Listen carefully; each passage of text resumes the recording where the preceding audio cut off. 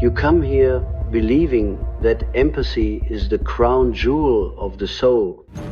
You have been told since childhood that feeling deeply for others is proof of goodness, that absorbing their pain is noble, that carrying the world upon your shoulders is the mark of a saint.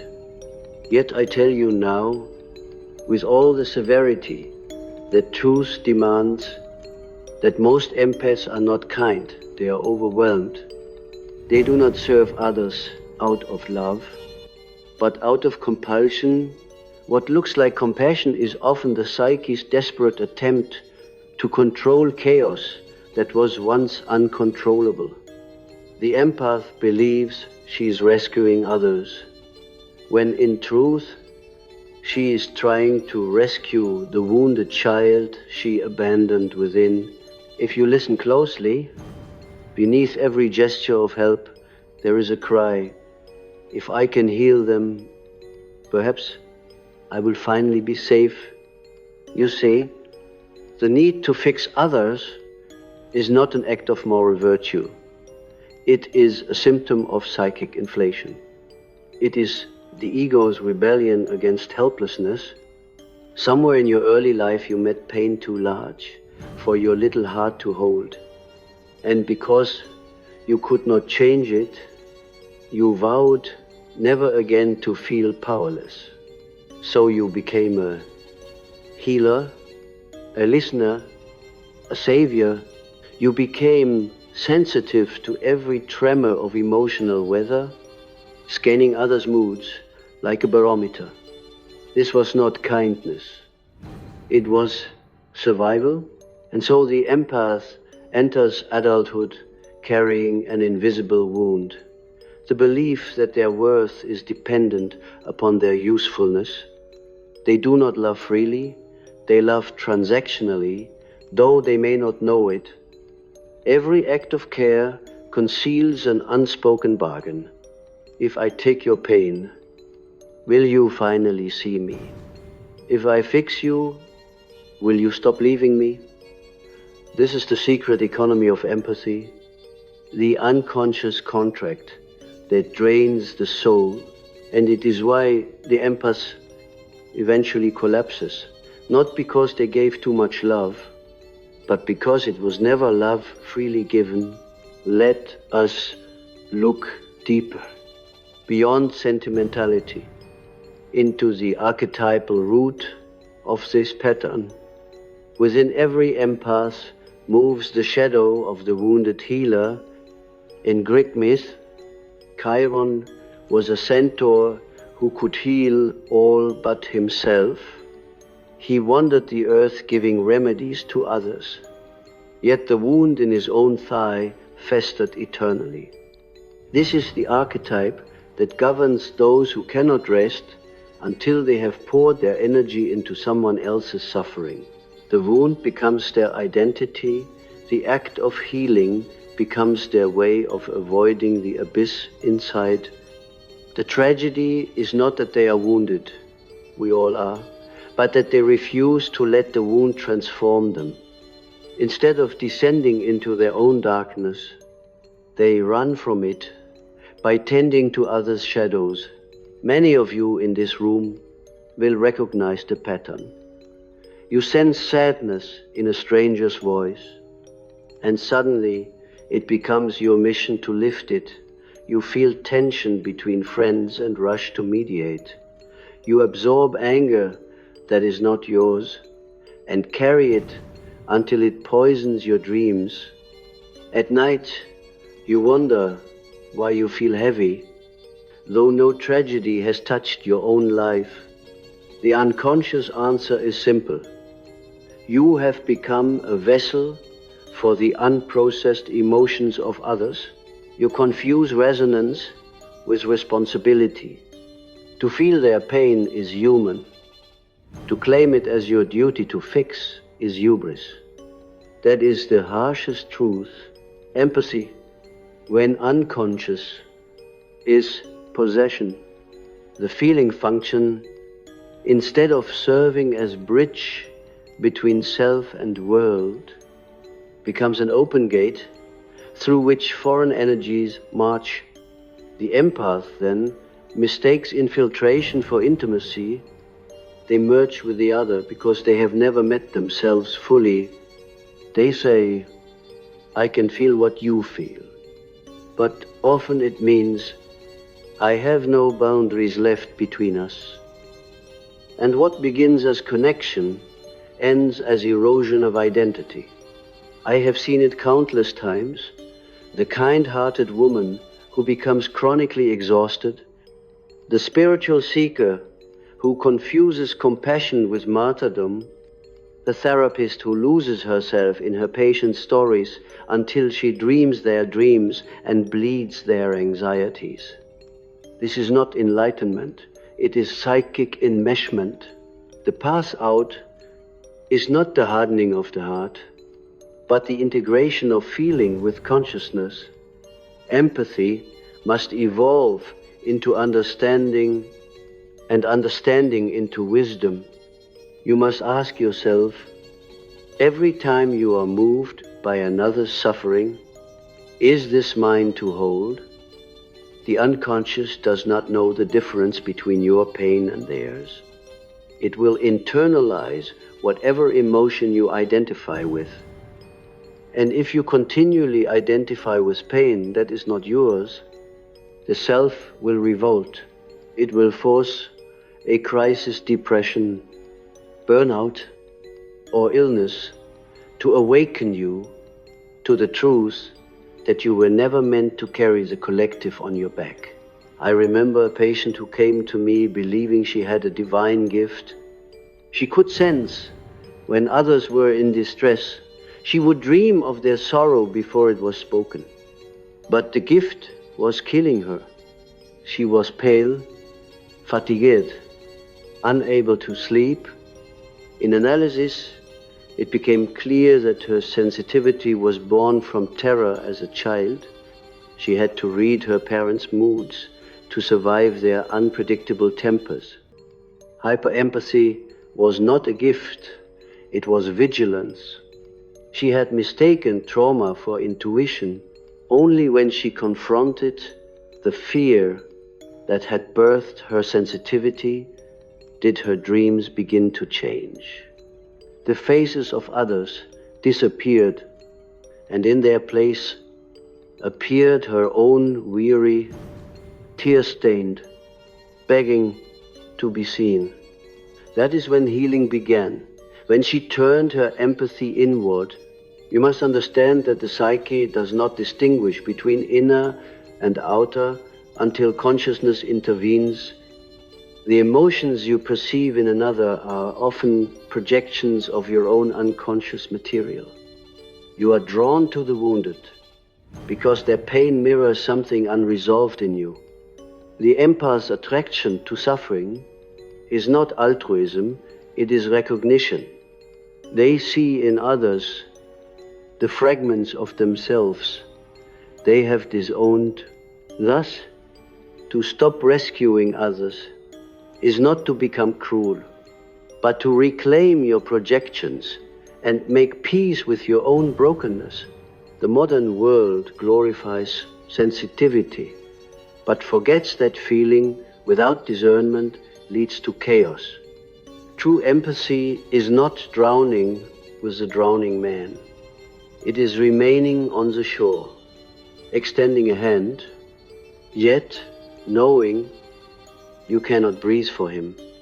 The immature empath believes that love demands merging. The mature soul knows that love requires differentiation.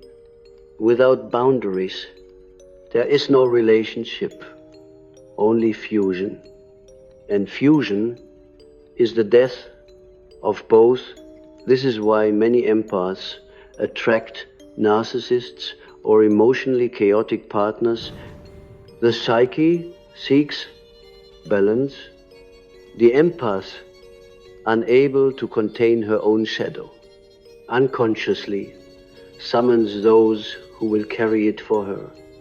The narcissist embodies what the empath represses: selfishness.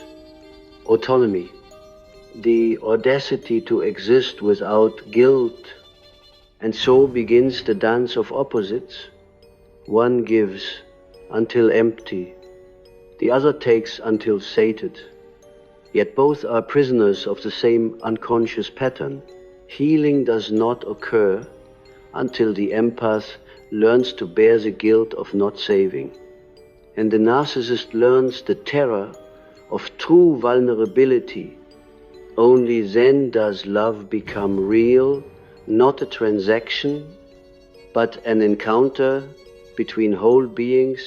You may ask, but if I stop helping, will I not become cold? No. To withdraw from compulsive rescuing is not to lose compassion, but to discover its true source. Compassion arises naturally when you have faced your own suffering without denial. It is the stillness that remains after the storm of self-pity has passed. From that center, you can feel others' pain without drowning in it, because you recognize it as a universal condition, not a personal burden. That is the wisdom of the self. To love without possession, to serve without depletion, to feel without identification. The empath who integrates their shadow becomes a luminous being, not because they absorb darkness, but because they reflect it with consciousness. The light of awareness transforms pain into meaning. But this alchemy requires solitude, confrontation, and the courage to disappoint those who depend on your endless giving. You must learn to say no. Each no builds the walls of your inner temple. Within that sacred enclosure, a feeling becomes sacred again, not currency for approval, but a channel for divine truth. And so I say to you, stop trying to fix. Let others meet their own darkness. The world does not need more rescuers. It needs more witnesses.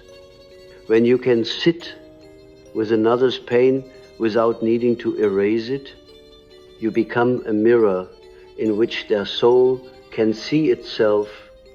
That is empathy redeemed, no longer a strategy for control, but a manifestation of love, grounded in being. The true healer heals by presence, not by intervention. In the depths of the unconscious, there is a paradox. The more you release the need to heal others, the more healing occurs around you. Because your energy ceases to interfere, the natural order of the psyche restores itself. You become like still water, reflecting the moon untouched, yet illuminating everything. That is the power of conscious empathy, the transmutation of overwhelm into wisdom, but it begins only when you face the terror beneath your kindness, the fear of being unloved if you cease to serve. When an empath begins to awaken to this truth, a profound disillusionment arises, almost a grief. They begin to see how much of their so-called kindness was not born of love, but of fear, fear of rejection, fear of being seen as selfish, fear of returning to the unbearable loneliness of their childhood, where love was conditional upon being useful. It is a painful realization, because the persona of the kind one has protected them for so long. To let it die feels like betrayal. Betrayal of the self-image, betrayal of the moral identity that gave life structure. But the psyche demands authenticity, not performance. Sooner or later, the mask cracks, and what lies beneath is not cruelty, but exhaustion, It is in this exhaustion that the real initiation begins. The ego, which once took pride in its sensitivity, is forced to admit its limits. This is the dark night of the empath, the descent into the underworld of one's own motives. You begin to see that your goodness was a defense against chaos, that your compassion was a form of control. You loved because you could not bear to be hated. You gave because you feared being forgotten. You healed because you could not stand the silence of your own wound. And now that the illusion fades, the emptiness beneath it yawns open.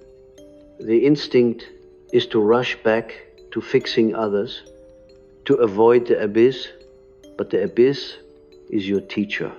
It is here that the archetype of the wounded healer demands transformation.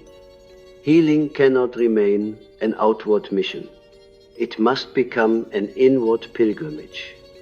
You must turn your empathy toward yourself, not as indulgence, but as confrontation, because the very qualities you idealized in others, strength, autonomy, boundaries, are the ones you abandoned. The psyche always seeks balance. If you have lived entirely for others, your soul will now drag you into isolation. It will demand withdrawal, solitude, sometimes even rebellion. The unconscious will orchestrate circumstances, relationships that collapse, fatigue that forces rest, crises that strip away your savior roles until you stand naked before yourself. This is not punishment, it is correction. You may begin to dream differently. The imagery of the savior will appear inverted. Where once you rescued others from drowning, now you find yourself underwater, unable to breathe. The ocean in dream symbolism is the collective unconscious, the realm of all unprocessed emotion. When you sink, it means the ego has lost its foothold. Yet, if you do not panic, if you let yourself descend, you will find a light in the depths, the pearl of the self, the uncorrupted center of being that does not depend on validation or usefulness. Every empath must dive for that pearl. Only then can they return to the surface with wisdom instead of exhaustion. But there is resistance. The ego clings to the identity of the helper because it feels virtuous. It says, if I stop caring, I will become like them, cold, selfish, cruel. This is the shadow projection. You have disowned your aggression, your boundaries, your right to exist for yourself, and you have cast them onto others as evil. You call them narcissists, abusers, manipulators, and perhaps they are, but they also mirror the aspects of you that you have exiled. You despise in them what you are not yet able to embody consciously. The narcissist's self-focus is your denied autonomy. Their arrogance is your repressed authority. Their indifference is your undeveloped capacity for detachment. The psyche sends them to you not as punishment, but as mirrors, invitations to integrate what you have disowned. In analysis, I have often seen the same dream repeated across empaths. They wander through a house that is flooding, trying desperately to save the furniture, the pets, the children. While the water rises, they never stop to ask whose house it is. The water is the emotion of others. The house is the ego structure. The flooding shows that the boundaries have dissolved. The dream always ends the same way. The dreamer either wakes in panic or drowns. But once they begin to individuate, the dream changes. The dreamer stops rescuing and begins to climb to higher ground. Eventually they realize that the water was never meant to be stopped. It was meant to cleanse. The flood is initiation, not catastrophe. The empath's journey is, therefore, not about closing the heart, but about fortifying the vessel. Without a strong container, water destroys. With form, it nourishes. Feeling must be shaped by consciousness. Just as water is shaped by the cup, you must learn the sacred art of containment. Feel deeply, yes, but do not dissolve. Compassion without containment is chaos masquerading as love. When you begin to establish boundaries, the world will resist. Those who fed on your energy will call you selfish. The old voices of guilt will whisper, "You've changed." But this is necessary, for transformation always offends the old order. The soul is not interested in maintaining harmony at the expense of truth. It would rather see the false peace burn than watch the authentic self suffocate. And what of love?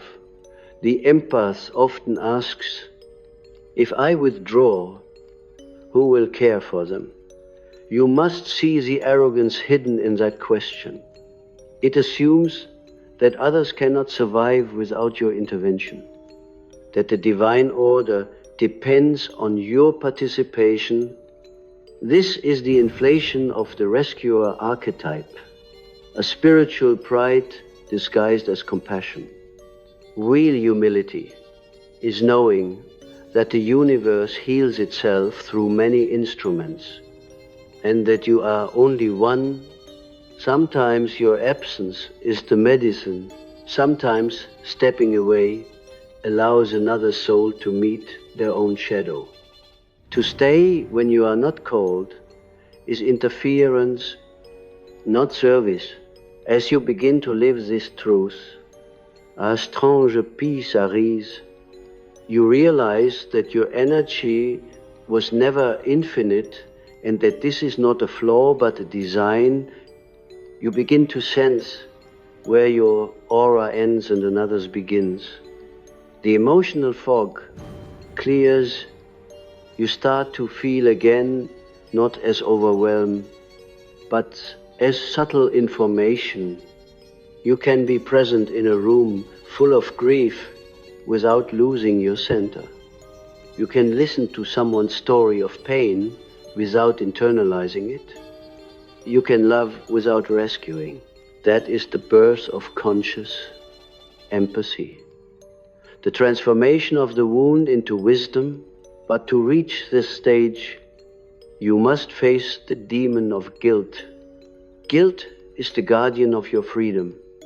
It stands at the threshold between the false self and the true self, whispering that you are wrong to change. The empath must learn to endure guilt the way a mystic endures silence. Guilt is not evidence of wrongdoing. It is evidence of growth. When you start honoring your own needs, the psyche replays old voices. You're abandoning them. You're not kind anymore. You're letting people down. But these voices belong to the past, to parents who rewarded compliance, to lovers who manipulated care, to cultures that sanctified self-sacrifice. When you can look guilt in the eye and still choose authenticity, you have passed the first initiation of individuation. Do not underestimate how radical this is. The world thrives on unhealed empaths, on people who overgive, overlisten, overwork. Whole systems are sustained by their inability to say no. Empaths are ideal servants for unconscious societies. They sense the collective pain and rush to soothe it, never realizing that their exhaustion keeps the machine running. To awaken is, therefore, an act of rebellion. When an empath stops absorbing, the collective shadow loses one of its vessels. That single act of consciousness weakens the psychic economy of suffering. You are not merely healing yourself, you are changing the energetic architecture of the world. You may notice that your relationships begin to shift. Some people will fall away, others will accuse you of having lost your compassion, but new souls will appear, those who respect boundaries, who give as they receive, who meet you in mutual awareness. The field of your life will recalibrate. You will no longer attract chaos because you no longer need it to define your worth. That is a quiet miracle. The external world rearranges itself to reflect the internal integration, and slowly what once felt like curse begins to feel like power. Your sensitivity, when purified of fear, become discernment. You can read the emotional truth beneath words, not to control, but to understand. You become attuned to archetypal energies, the patterns of psyche moving through people and events. You begin to see not only the personal story, but the myth unfolding through each interaction. When someone projects their pain onto you, you recognize it as an archetype seeking resolution, not as an attack. This detachment is not coldness, it is sacred clarity. You stand in the middle of the storm, aware of every gust, yet unmoved. At this stage, empathy becomes prophecy. You feel not just human emotion, but the movement of the collective unconscious itself. You sense the tides of the world, psyche, the despair, the hope, the hunger for meaning. But now you know that to serve it, you must stay rooted in your individuality. The self can only express through a vessel that has form. Boundaries are not barriers. They are the structure through which the divine manifests. Without form, spirit disperse. Without ego, the self has no voice. And so, dear empath, do not seek to return to your old self. Let that self dissolve. The one who was always kind, always giving, always rescuing, that was a child of fear. Let them rest. You are being born into a new archetype, not the savior, but the conscious witness. You no longer heal by absorbing, you heal by seeing. You no longer rescue, you reveal. Your presence itself becomes catalytic, not because you intervene, but because you embody wholeness. The greatest medicine is consciousness. When one has reached this threshold of awareness, when empathy has begun its metamorphosis from compulsion to consciousness, the soul begins to reconfigure itself from within. The empath who once absorbed becomes the empath who reflects. The shift is subtle, yet seismic. It is not a behavioral change, but an energetic inversion. You no longer move outward to meet the world. You allow the world to come to you. And when it does, you no longer lose yourself in its tides. You have found your axis, the still point around which all opposites turn. But the psyche, being fast and ambivalent, does not surrender its old patterns without a fight. The unconscious has its inertia even after awakening. The old empathy reflex continues to act out. You might find yourself suddenly rescuing again, saying yes when your entire being whispers no, and afterward the familiar fatigue descends, the quiet resentment, the feeling of having betrayed yourself. Do not condemn yourself for this relapse. It is part of the alchemy. Each time you repeat the old pattern with awareness, a deeper layer of the psyche becomes illuminated. The key is not perfection, but observation. Watch your own compulsion without judgment. The very act of witnessing transforms it.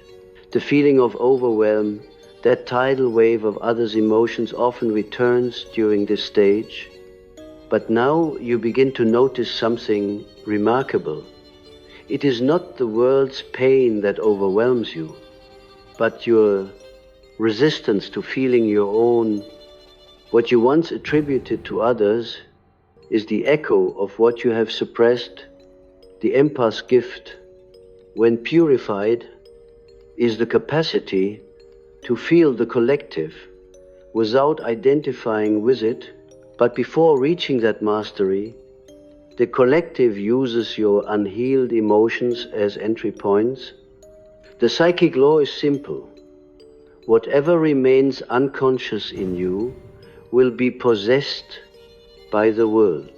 So you begin to feel the necessity of shadow work, not as a psychological exercise, but as a spiritual hygiene. You descend into your inner catacombs and meet the figures you once projected outward. The manipulator, the victim, the abandoned child, the one who rages, the one who demands. They appear in dreams and moods, sometimes in synchronicities, a stranger's face, a line in a book, a sudden memory surfacing like a ghost. These are fragments of the self. Returning from exile, you learn to sit with them, not to banish, but to integrate. You discover that the manipulator within you is merely the part that fears powerlessness, that the victim is the one who was never heard, that the rage is sacred fire, distorted by repression. When you befriend them, they lose their grip. Energy once scattered among others returns to your center. At this point, your dreams become your greatest teachers. The unconscious, now trusting your willingness to see, begins to speak with clarity. You may dream of mirrors, of washing yourself, of rooms filling with light. These are not mere symbols of purification.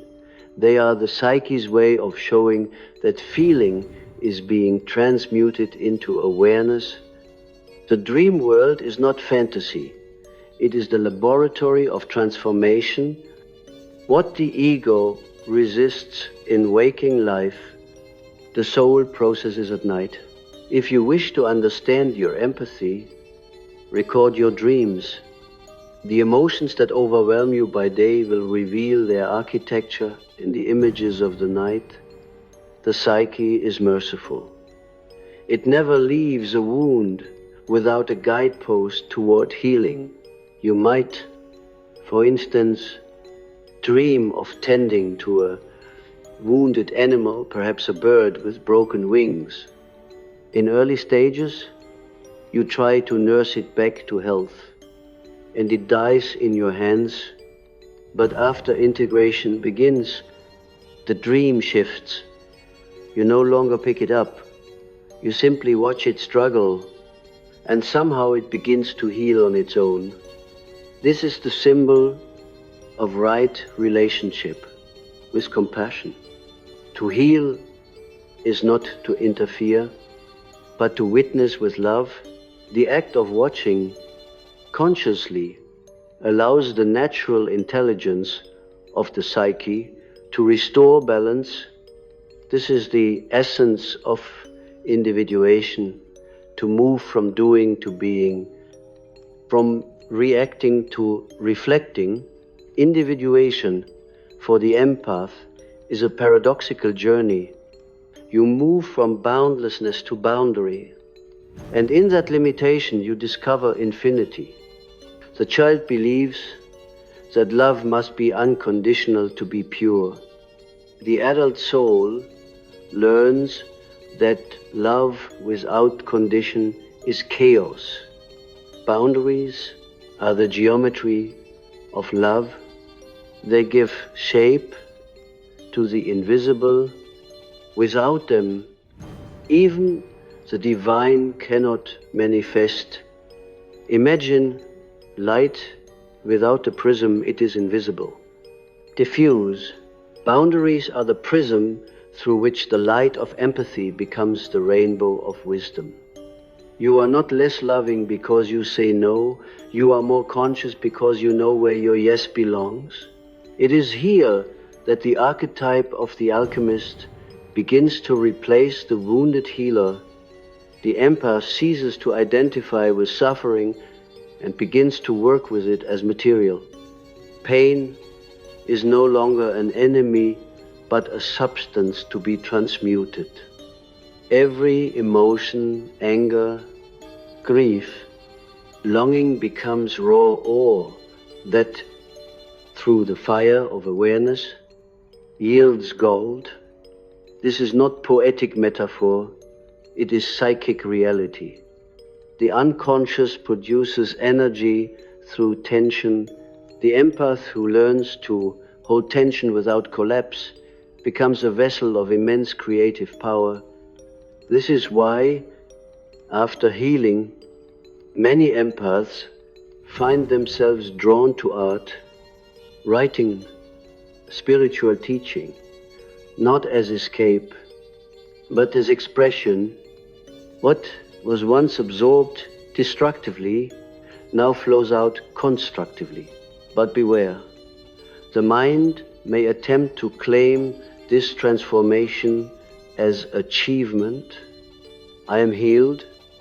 It says, I have mastered empathy. Yet the true self never speaks in absolutes. Wholeness is not a destination. It is a rhythm, a breathing in and out of light and shadow. There will be days when you feel utterly detached, as if love has died within you. And days when emotion floods back so intensely you wonder if you have regressed. Do not judge these oscillations. They are the pulse of psychic life. Integration is cyclical, not linear. Even Christ descended into hell before resurrection. The alchemical process requires putrefaction, the rotting of old identities before rebirth. During this phase, relationships may again shift. People who once admired your empathy may withdraw, sensing they can no longer feed on your openness. Others will be drawn to your newfound calm. You will notice that the conversations you attract change, less drama, more presence. It is as if the entire universe adjusts to your vibration, but loneliness may creep in, not the loneliness of abandonment, but the sacred solitude that accompanies individuation. You are becoming a stranger to your former world. The empath who once needed others to define themselves now meets the vast silence of autonomy. In that silence, the true voice of the self emerges not as words, but as knowing. That voice may whisper truths that disturb the ego. It may tell you to stop helping certain people, to walk away from causes that once defined you, to let chaos unfold without your interference. The ego resists, but they need me. The self replies, they need their own suffering. You begin to understand that pain is not always pathology. It is initiation. To rob another of their suffering is to rob them of their transformation. What you once called empathy, the self calls interference. The highest form of compassion is trust. Trust in the soul of another to find its own way. And so the empath learns the hardest lesson. Love sometimes says, I cannot save you. It watches the beloved struggle and prays not for ease, but for awakening. This is divine detachment, the compassion of the wise. Christ did not stop Judas from betraying him, nor did Buddha shield his disciples from their illusions. True masters allow others to fall, because they know that descent is sacred. Every soul must meet its own shadow. Every human heart must break open to become whole. This understanding changes everything. You stop labeling emotions as good or bad, people as toxic or pure. You see the dance of archetypes everywhere, the healer and the wounded, the giver and the taker, the savior and the sinner, all parts of one vast psyche, learning through contrast. You no longer hate the narcissist. You study the lesson they carry. You no longer pity the victim. You honor the courage of their journey. You cease to see yourself as different, better, more evolved. Humility dawns. You realize you are simply conscious of what others still enact unconsciously. The distinction is not superiority, but awareness. In this humility, the heart softens again, not as the old empathic softness that bleeds, but as a stable warmth that radiates. You can finally meet the world with open eyes and an unarmored soul. You feel everything, yet nothing hooks you. You can walk through suffering without drowning, through joy, without clinging. This is equanimity, not numbness, but balance. It is the fruit of shadow integration, the golden mean of the psyche. You are no longer at war with your sensitivity. It has become your instrument, tuned to the harmony of being. And then something extraordinary happens. Empathy becomes transpersonal. It no longer belongs to you. It flows through you. You become a conduit for the self's compassion toward existence itself. When you comfort another, it is not your small heart that speaks, but the archetypal heart of humanity.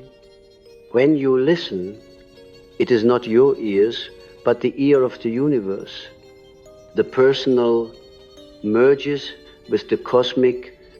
The empath has returned home, not as martyr, but as mystic.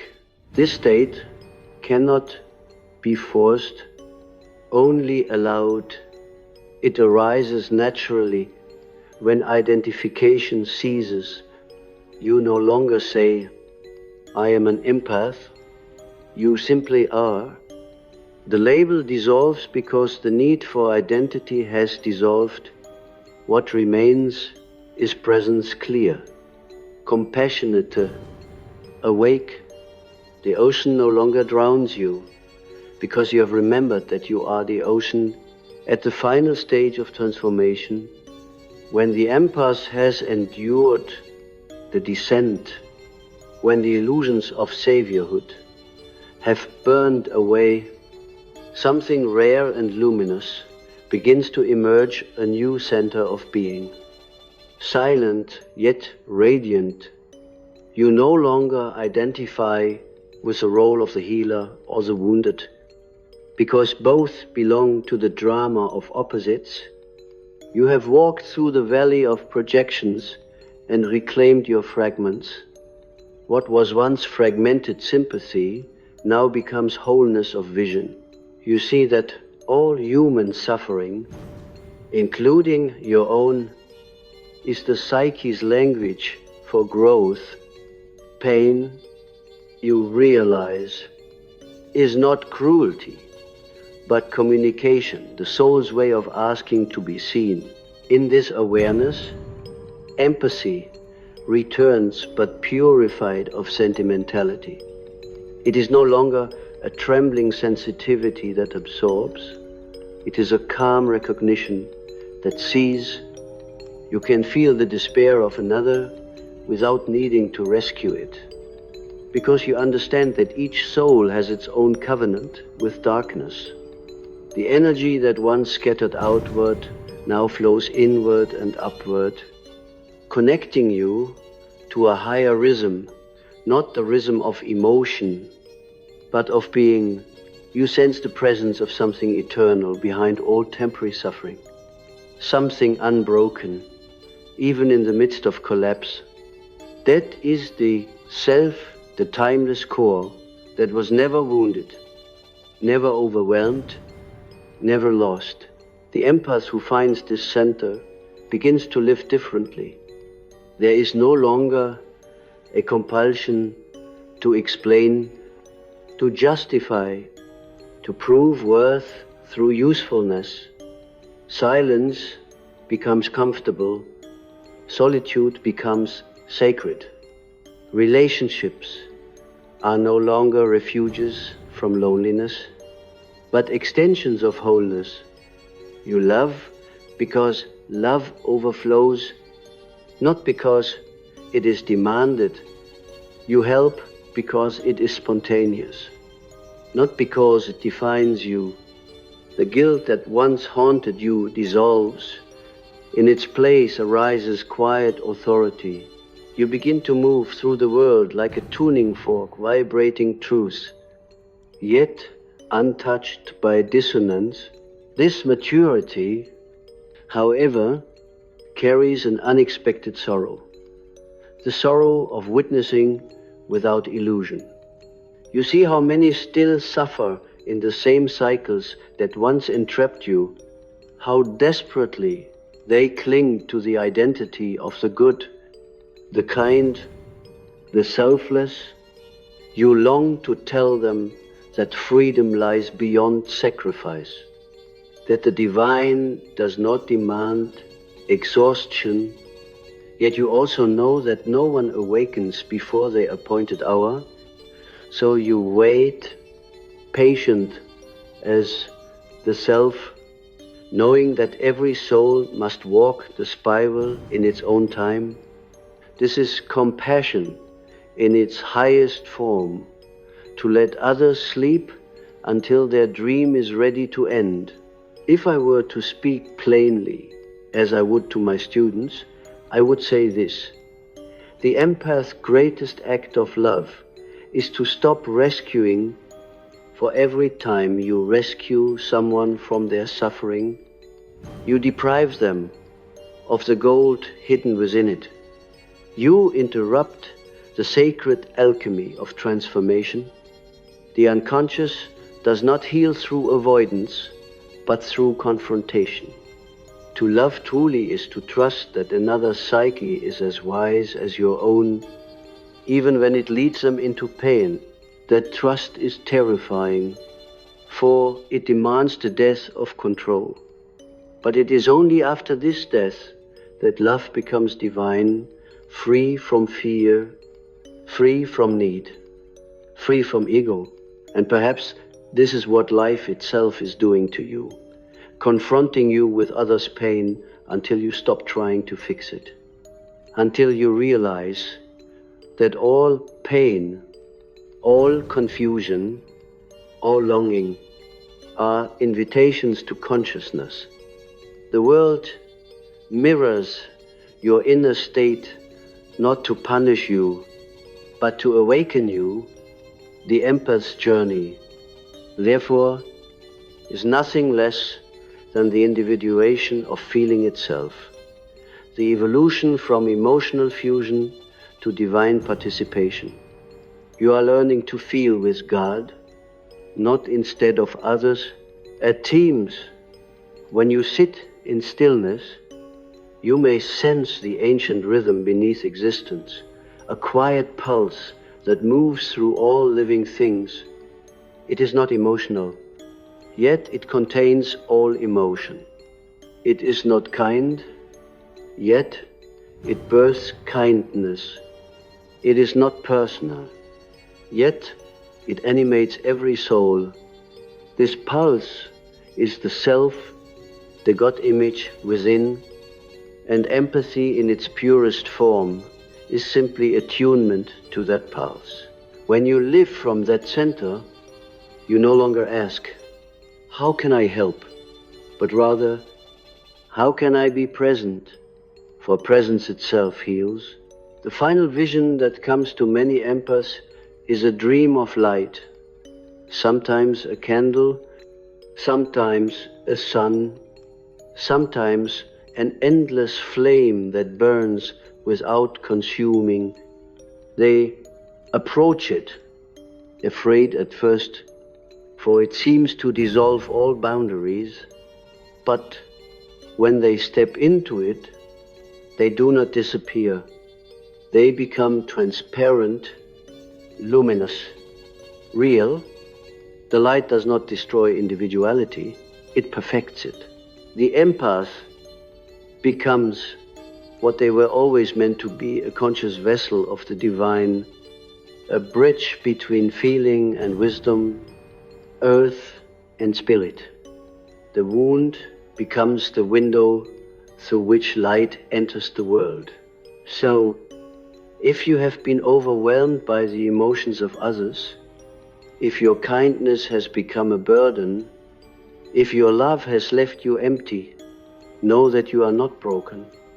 You are being called into wholeness. The collapse of false empathy is not the end of your sensitivity. It is the birth of your soul's intelligence. You are learning to see with the eyes of eternity, to feel without drowning, to love without losing yourself, to serve without disappearing. And when you finally stand in that awareness, quiet, radiant, whole, you will understand that empathy was never meant to be a cross you carried. It was meant to be a mirror in which God could recognize himself through you. Be still then and let the world unfold. Without your interference, your very being, awake and undefended, is enough. The world does not need you to fix it. It needs you to see it clearly, for in that seeing, everything is already being healed.